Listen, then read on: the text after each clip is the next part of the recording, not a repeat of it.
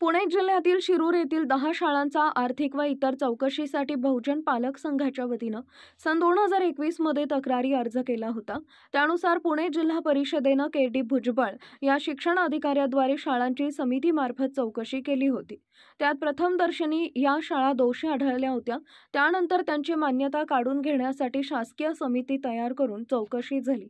या समितीनंही के.डी. भुजबळ यांच्या अहवालाला दुजोरा देत शाळा दोषी असल्याचे व त्यांची मान्यता रद्द करण्याच्या लेखी शिफारशी केल्या आहेत।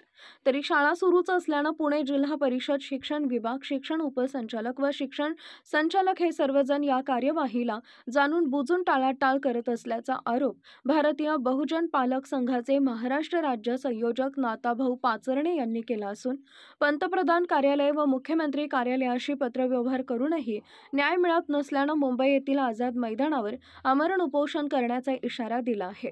रविवार दिनांक 13 जुलै रोजी घेण्यात आलेल्या पत्रकार परिषदेत नाताभाऊ पाचरणे, बहुजन मुक्ती पार्टीचे पुणे जिल्हा अध्यक्ष फिरोज सय्यद, अशोक गुळादे, युवराज सोनार यांनी ही माहिती दिली।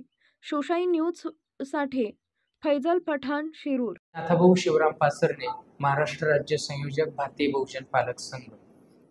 गेल्या 4 वर्षापासून आपण एका अतिशय महत्त्वाच्या विषयावरती जे आहे आंदोलन करतोय, प्रशासनाकडे पाठपुरावा करतोय, परंतु प्रशासनाकडून कोणत्याही पद्धतीने त्याला सकारात्मक दृष्टिकोनातून कारवाई झालेली दिसत नाही। तो महत्त्वाचा विषय असा आहे की आज ज्या शिरूर तालुक्यामध्ये, शिरूर शहरामध्ये 10 मोठ्या खाजगी शिक्षण संस्था आहे, या शिक्षण संस्थांच्या माध्यमातून सरकारने घालून दिलेले कायदे आणि नियम यांना धाब्यावर बसवून दररोज पावलोपावली हजारो पालकांना लुटण्याचा सरेआम व्यवसाय या खाजगी शिक्षण संस्था चालकांकडून चालू आहे। 30 जून 2021ला या प्रश्नावरती आपण आवाज उठवला, जिल्हा प्रशासनाकडे आपण याविषयी तक्रार केली आणि त्यानंतर आतापर्यंत प्रशासनाकडून, जिल्हा प्रशासनाकडून असेल, शिक्षण विभागाकडून अनेक चौकशा समित्या स्थापन झाल्या। त्यामध्ये 12क नुसार चौकशी झाली, 12ख नुसार चौकशी झाली आणि या शासनाच्या समित्यांच्या माध्यमातून ज्या चौकशा झाल्या त्याच्यामध्ये शेकडो कोटी रुपये या संस्था चालकांनी पालकांना लुटून मनमानी पद्धतीने आणि नियमबाह्य पद्धतीने गोळा करत असल्याचे त्यामध्ये निष्पन्न झाले। यामध्ये अनेक शाळा या विनापरवाना आहेत, त्यांच्या मान्यता रद्द झालेल्या त्यांच्या अहवालामधून स्पष्टपणे दिसून आलं। परंतु जिल्हा प्रशासनाने या शाळांना बोगस आणि बेकायदेशीर सुरू असलेल्या शाळांच्या यादीमध्ये आजतागायत टाकलेला नाही। यामध्ये मोठ्या प्रमाणामध्ये आर्थिक देवाणघेवाण असण्याची शक्यता नाकारता येत नाही। ही परिस्थिती आपण आजपर्यंत 4 वर्षामध्ये अनेक वेळा बोलून झालेली आहे आणि ते वास्तवामध्ये तसंच आहे। आज पहिलीच्या वर्गाच्या मुलाला 15-15 हजार रुपयांची स्टेशनरी या शाळा संस्था चालकांकडून जबरदस्तीने वसूल केली जाते आणि पालकांकडे जिल्हा प्रशासनाच्या शाळा या शहरामध्ये तेवढ्या प्रमाणात उपलब्ध नसल्यामुळे किंवा त्यांच्यामध्ये त्या सोयीसुविधा उपलब्ध नसल्यामुळे नाईलाज असतो हातबल होऊन या शाळांमध्ये मुलांना शिकवावं लागत आहे। या सर्व परिस्थितीची वाचा फोडण्यासाठी आपण रस्त्यावरती आंदोलन केलं, जिल्हा परिषदेसमोर विद्यार्थी आणि पालकांचं आंदोलन केलं, त्यानुसार समिती स्थापन झाली, चौकशी झाली, कागद तयार झाले, अहवाल तयार झाले।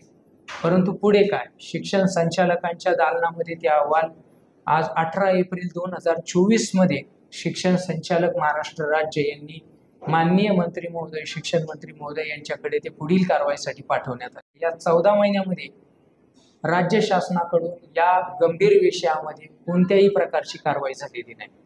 या संदर्भाने आम्ही माननीय शिक्षण संचालक महाराष्ट्र राज्य पुणे यांच्या कार्यालयामध्ये अनेक वेळा हेलपाटे मारले, याच्यावरती काय कारवाई करता हे सर्वजण आम्ही आतापर्यंत अगदी त्यांचे उंबरे झिजवले असं म्हणायला हरकत नाही। आम्ही मंत्रालयामध्ये जाऊन आलो, मंत्रालयामध्ये सुद्धा तिथं पाठपुरावा केला, परंतु या राज्य शासनाच्या अधिकाऱ्यांकडनं, शिक्षण विभागाकडनं अक्षरशः लोकांच्या तोंडाला पाणी पुसण्याचं काम चालू आहे। आम्ही याविषयी माननीय पंतप्रधान कार्यालयामध्ये सुद्धा पत्रव्यवहार केला आणि पंतप्रधान कार्यालयाकडून सुद्धा मुख्य सचिव महाराष्ट्र राज्य यांना सुद्धा या संदर्भाने पत्रव्यवहार झालेला आहे। परंतु माननीय पंतप्रधान कार्यालयांच्याकडून झालेल्या पत्रव्यवहाराला सुद्धा आपल्याकडल्या निगरगट्ट शिक्षण व्यवस्थेच्या अधिकाऱ्यांनी केराची टोपली दाखवली, कारण याला सुद्धा 5 महिने उलटून गेलेले. मग आम्हाला न्याय मिळणार आहे की नाही मिळणार आहे? की जी आमच्या डोळ्यासमोर आमची लूट चालू आहे, हजारो पालकांची जी लूट चालू आहे, ती आम्ही खुलेआम सहन करायची का? हा प्रश्न निर्माण झालेला आहे. या सर्व प्रश्नांवरती आता आम्हाला पुन्हा एकदा रस्त्यावरती उतरून लढाई करण्याची वेळ आलेली आहे. कारण आता स्वतंत्र भारतामध्ये शिक्षण घेण्याचा जो मूलभूत अधिकार आहे जनतेचा, सामान्य माणसाचा, तो आता संपलेला आम्हाला यामध्ये दिसून येत आहे.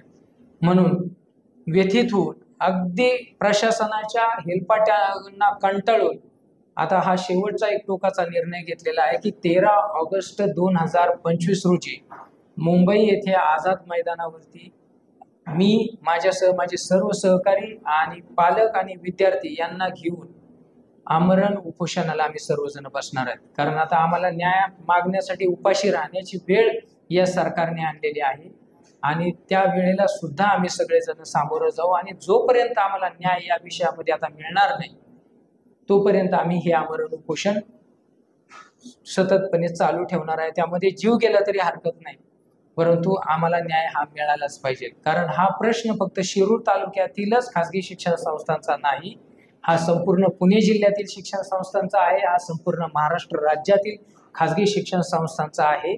कारण शिक्षण विभाग हे केवळ आणि केवळ भ्रष्टाचार करून या सर्व संस्थांना पाठीशी घालत आहे, असं आमचं स्पष्ट मत आहे.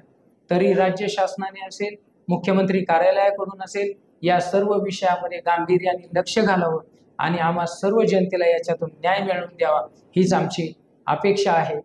आणि जो उपोषण 13 ऑगस्ट 2025 पासून सुरू राहणार आहे. धन्यवाद.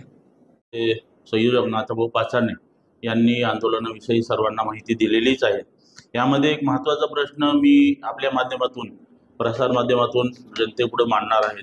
1-2च मिनिटांमध्ये मी माझं जे म्हणणं आहे हे जनतेपुढे मांडण्याचा प्रयत्न करतोय.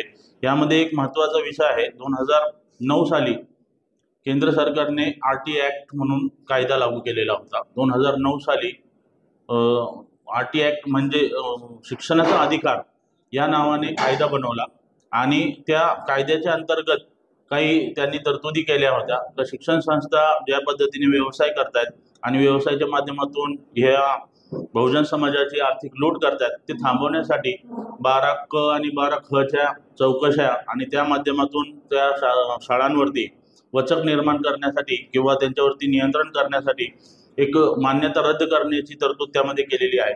आणि त्या तरतुदीनुसारच जिल्हा परिषदेचे माजी मुख्य कार्यकारी अधिकारी माननीय आयुष प्रसाद साहेब यांनी त्या चौकशीचे आदेश दिले होते आणि त्या चौकशीच्या अहवालामध्ये असं निष्पन्न झालं होतं की या सर्व 10 खाजगी शाळांची मान्यता रद्द करण्यात यावी आणि ह्या ठिकाणी प्रशासक नेमण्यात यावा, जेणेकरून जे कोट्यवधी रुपयाचं जे भ्रष्टाचार किंवा लूट जी चालू आहे बालकांची ती थांबवण्यात येईल. परंतु असं लक्षात येत आहे का केंद्र सरकार आणि राज्य सरकार विविध प्रकारचे कायदे सध्या बनवत आहेत. दररोज आपण प्रसार माध्यमातून बातम्यातून बघतोय की वेगवेगळ्या प्रकारचे कायदे बनवले जातात. हा कायदा रद्द केला, हा कायदा बनवला. आणि अशा असताना सुद्धा हे जे महत्त्वाचे जे कायदे, जे बहुजन समाजाचे जे SC ST OBC मराठा तेली साळी कुणबी शेतकरी कष्टकरी लोकांचे मुलं जी शाळेमध्ये शिकतायत आणि शिक्षण घेऊन ते आपले देश प्रगतशील बनवणार आहेत, अशा लोकांची इथं लूट होते, कोट्यवधी रुपयाची लूट होते आणि त्याच्यावरती कोणतीच कारवाई केली जात नाही. ह्या माध्यमातून सर्व नागरिकांना आव्हान आहे की ह्या विषयावरती आपण आवाज उठवावा आणि ह्या शासनाला जाब विचारावा का याच्यावरती कारवाई होत नाही. 14 महिने झाले, संचालकांनी प्रस्ताव पाठवला या 10 शाळांची मान्यता रद्द करा आणि या ठिकाणी प्रशासक नेमा, तरी सुद्धा ही आजपर्यंत कारवाई का झालेली नाही आणि आज आम्हाला उपोषणाची वेळ का आलेली आहे हा प्रश्न मी जनतेसमोर ठेवतो. याचा विचार करावा आणि आम्हाला साथ सहयोग करावा. धन्यवाद. जय मल्हार. महाराष्ट्र राज्याचे मदत व पुनर्वसन मंत्री, बुलढाण्याचे पालकमंत्री तथा किसानवीर सहकारी साखर कारखान्याचे चेअरमन माननीय नामदार मकरंद आबा पाटील आणि माननीय खासदार नितीन काका पाटील यांच्या वतीनं शिवशाही न्यूज नेटवर्कच्या 3ऱ्या वर्धापन दिनास हार्दिक शुभेच्छा. शुभेच्छुक माननीय श्री किरण राजाराम काळोखे, संचालक किसानवीर सहकारी साखर कारखाना, भुईंज गव्हर्नमेंट कॉन्ट्रॅक्टर तथा माजी सरपंच सरपंच खानापूर, ग्रामस्थ मंडळ खानापूर, श्री नंदकुमार मंगल प्रसाद परदेशी, मंगलश्याम कन्स्ट्रक्शन, व्याहाळी कॉलनी, तालुका वाई, जिल्हा सातारा। ताज्या घडामोडी जाणून घेण्यासाठी शिवशाही न्यूज यूट्यूब चॅनलला सबस्क्राईब करा। आपण हा व्हिडिओ फेसबुकवर पाहत असाल तर फेसबुक पेज फॉलो करा आणि शिवशाही न्यूज.com या आपल्या वेबसाईटलाही भेट द्या।